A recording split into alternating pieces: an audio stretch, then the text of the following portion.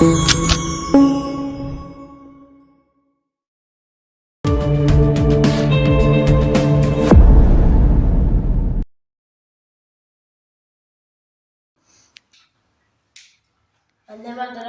నేను ప్రియటిగా అయిన యేసు మత్స్యావతారం చెప్పబోతున్నాను.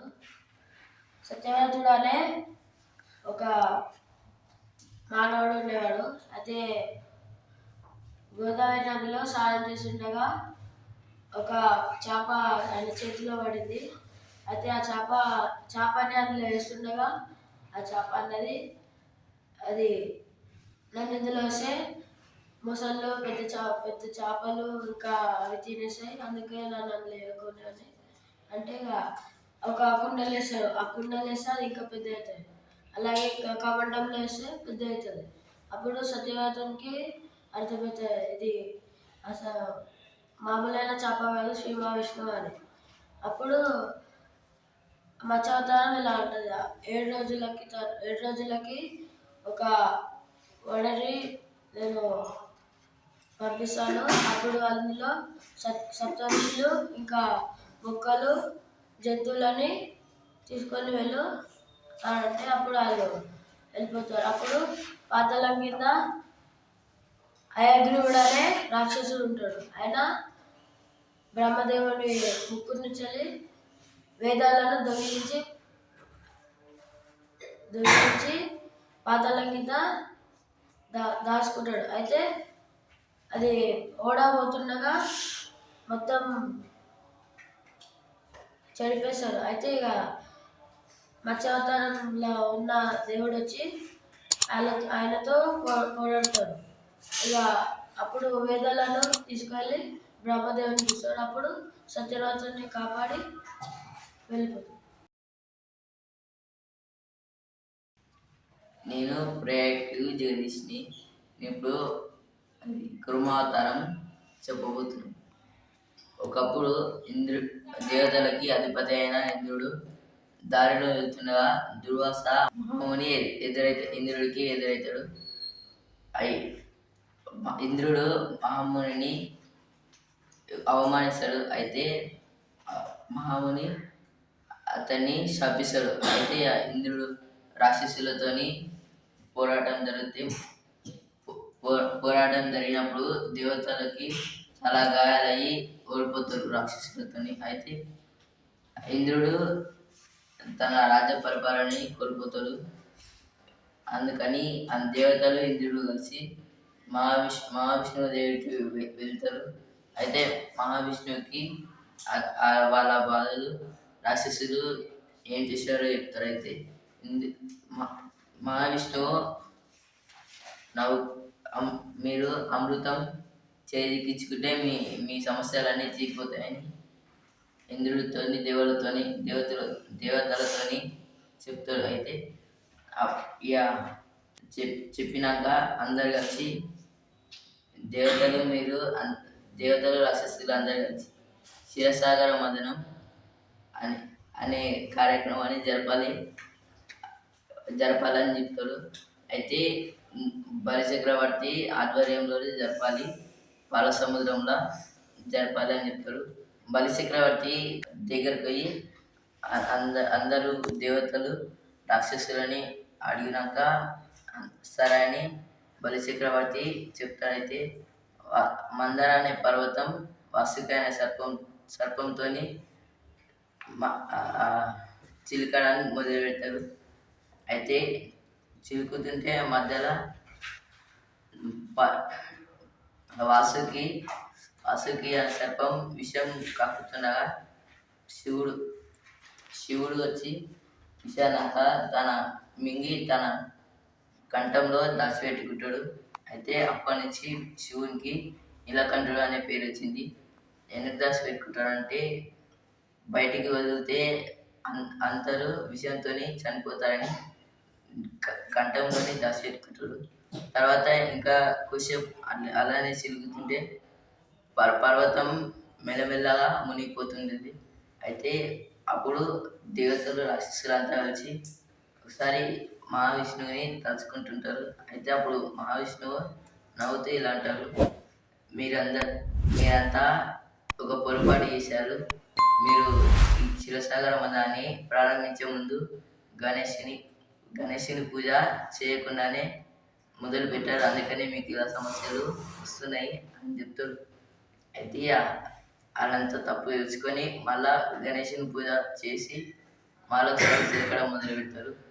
అప్పుడు ఆ పూజ చేస్తున్నప్పుడు విష్ణుమూర్తి తాబేలు అవతారం కుర్మావతారం ఎత్తుతాడు.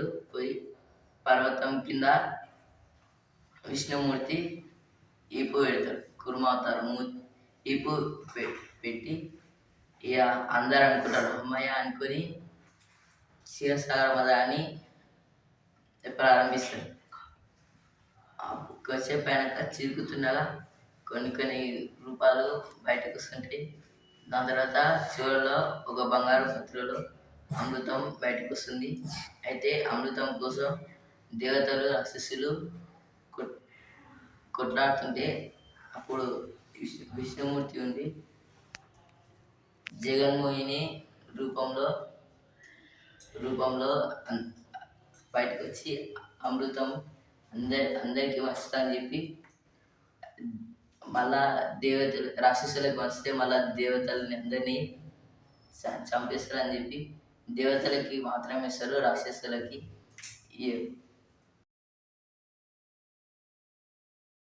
వందే మాత్రం. నేను ప్రొజెక్ట్ నరసింహ అవతారం చెబుతున్నాను. హిరణ్యకశిపుడికి ఒక సోదరు ఉండేవాడు. ఆ సోదరు పేరు హిరణ్యాక్షుడు. హిరణ్యాక్షుడు చనిపోయినని హిరణ్యకశిపుడికి తెలిసిపోయింది. హిరణ్యాక్షుడిని చంపినని మహావిష్ణువు అని తెలిసిపోయింది. అప్పుడు హిరణ్యకశిపుడు మహావిష్ణువుని చంపాలని కోపం వచ్చినందుకు బ్రహ్మదేవుని అడుగుతాడు.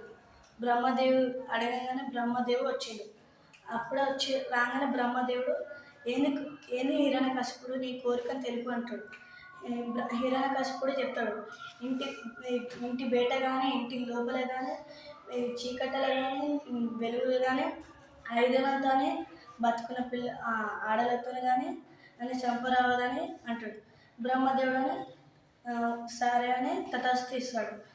ఇస్తుంటే హిరణ్యకశిపుడు అందరూ పంతుల కాడిపోయి గొడవ వేసి మహావిష్ణువుకి కోపం వచ్చింది. అప్పుడు హిరణ్యకశిపుడికి ఒక కొడుకు పుట్టిండు. ఆ కొడుకు పేరు ప్రహ్లాదుడు. హిరణ్యకశిపుడికి మహావిష్ణువు అంటే ఎప్పటి నుంచో కోపం ఎక్కువ. ప్రహ్లాదుడిని మహావిష్ణువుని ప్రార్థిస్తున్నాడు. హిరణ్యకశిపుడు చూసి మస్తు ఇంకా కోపం రగిలిపోయాడు. మహాప్రహ్లాదుడు హిరణ్యకశిపుడు వాళ్ళ కొడుకు చెప్పాడు, ఈ మహావిష్ణువుని కోరుకోకు చెప్తాడు. అయితే కొన్ని రోజులు అవుతాయి. మళ్ళీ హిరణ్యకశిపుడు వచ్చి ఇల్లు ఉన్నాడా, ఈ తమ్మంలో ఉన్నాడా, ఈ గోడలు ఉన్నాడా చెప్తాడు. ప్రహ్లాదుడు చెప్తాడు, ఇంత చిన్న బుక్లో కానీ చిన్న రాయలు వేయడమే ఉంటాడు మహావిష్ణువు చెప్తాడు. అయితే హిరణ్యకశిపుడికి మస్తు కోపం చేస్తాడు. విషయం తమ్మని ఎరగొడతాడు. ఎరగొట్టగానే ఆశ్చర్యపోతాడు. ఆశ్చర్యంగానే సగం మానవావతారం సగం సింహావతారం చూసి భయపడ్డాడు. చూసి ఇంటి బయట కానీ ఇంటి లోపల కానీ ఆకాశంలో కానీ భూమి మీద కానీ కడప మీద వచ్చి ఆయుధాలు లేకుండా గోరుతోని చంపేశాడు. అప్పుడు ప్రహ్లాదుడు భక్తుడైపోయాడు. నేను ప్రాయక్టి గౌరవాన్ని. నేను 9వ తరగతి చదువుతున్నాను. నేను చెప్పబోయే అవతారం పేరు వామన అవతారం. బలిచక్రవర్తి అమృతం కోసం దేవతలు రాక్షసులు పోరాడతారు. అయితే బలిచక్రవర్తికి అది నచ్చదు, దేవతలు అమృతం తాగుతారని. దానికి బలిచక్రవర్తి దేవతలపై కోపం పెంచుకొని దేవతలను ఎట్లన్నా ఓడించాలని అనుకుంటాడు. ఒకరోజు సమయం చూసి ఇంద్రలోకానికి వెళ్తాడు. వెళ్ళి ఇంద్రుని ఓడించి ఆ లోకాన్ని సొంతం చేసుకుంటాడు. అయితే ఇక దేవతల తల్లి అయిన అతిథి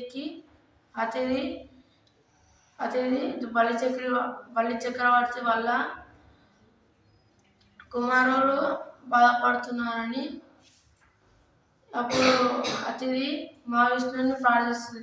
మహావిష్ణువు ప్రత్యక్షమయ్యి ఏమైందని అడుగుతాడు. అయితే అప్పుడు అతిథి అన్ని సమస్యలు చెప్తే, నేను కశ్యప మహామునికి నీకు పుడతాను, వామనావతారంలో పుడతానని అంటాడు. వామనావతారం అని పేరు ఎందుకు వచ్చిందంటే పొట్టి ఉంటాడు కాబట్టి వామనావతారం అని పేరు పెట్టింది. అయితే ఒకరోజు నర్మదా నది తీరంలో ఒక మహాయజ్ఞం చేయాలని అనుకుంటాడు బలి చక్రవర్తి. మాముని ఆ సమయంలో అక్కడికి వెళ్తాడు. అక్కడికి వెళ్ళినప్పుడు బలి చక్రవర్తి అందరినీ ఆహ్వానిస్తాడు, రాజులని, మామూలులని. అయితే ఇక అలా వామనుడు కూడా వెళ్తాడు. వెళ్ళగానే ఇక అప్పుడే రాక్షస గురువు అయిన శుక్లాచార్యుడు అప్పుడే గమనించాడు, వామన రూపంలో ఎవరో ఉన్నది కాదు శ్రీహరి అని బలి చక్రవర్తికి చెప్తాడు. బలి చక్రవర్తి అదేం నమ్మలేడు. ఇక అందరినీ అడిగిండు, కోరికలు చెప్పారు. అయితే అప్పుడు వామనుని అడిగిండు, ఏం కావాలో కోరుకో అంటే వామనుడు నాకు ఏమొద్దు, 3 అడుగుల జాగా ఇస్తే చాలు, మీకు రుణపడి ఉంటా అని అంటాడు. అయితే తీసుకో అని అంటాడు. ఇక ఒకటేసారి ఇట్లా ఆకాశ మండలానికి పొడవవుతాడు. ఆకాశ మండలంతో పొడవై ఒక కాలు ఆకాశం మీద పెడతాడు, ఇంకో కాలేమో గోపు పైన పెడతాడు, ఇంకో కాలు ఏడ పెట్టాలని బలి చక్రవర్తిని అడుగుతాడు. అప్పుడు బలి చక్రవర్తికి అర్థమవుతుంది, వామన అవతారం నుండి శ్రీ మహావిష్ణువు అని నన్ను చంపడానికి వచ్చానని అనుకుంటాడు. అనుకొని మోకరిల్లి ఓ దేవా అని నీ కాలు నా శిరస్సు పైన పెట్టి నీ కమండంలో ఉన్న నీళ్ళు నా మీదకి పోయమంటాడు. అట్లా అది శుక్లాచార్యుడు చూసి కంటికి కనిపించినంత సూక్ష్మంలో వెళ్ళి కమండంలో ఆపేస్తాడు నీళ్ళు రాకుండా. ఇక శుక్లాచార్యుడు ఇట్లా కమండంలోకి వచ్చినని వామన అవతారంలో ఉన్న శ్రీ మహావిష్ణువు గ్రహించి కట్టెపులను తీసి ఇట్లా గుచ్చుతాడు. అయితే అది ఎడమ కన్ను తాకుతుంది. తాకిన తర్వాత ఎవరి కంటికి కనిపించకుండా శుక్లాచార్యుడు వెళ్ళిపోతే ఆ నీళ్ళు మహావిష్ణువు చేలోకి ఇట్లా బలి చక్రవర్తి మీద పడితే అతను 3వ కాలు బలి చక్రవర్తి మీద పెట్టిడు. తలపైన పెడితే బలి చక్రవర్తి పాతాళ లోకంకి వెళ్తాడు. పాతాళ లోకంలో రాజు అవుతాడు. మీకు నచ్చినట్లయితే ఈ వీడియోని లైక్ చేయండి, షేర్ చేయండి, కామెంట్ల ద్వారా మీ అమూల్యమైన అభిప్రాయాన్ని తెలియచేయండి. మరిన్ని వీడియోల కోసం మా ఛానల్ని సబ్స్క్రైబ్ చేయండి. నోటిఫికేషన్ కోసం బెల్ ఐకాన్ని క్లిక్ చేయండి.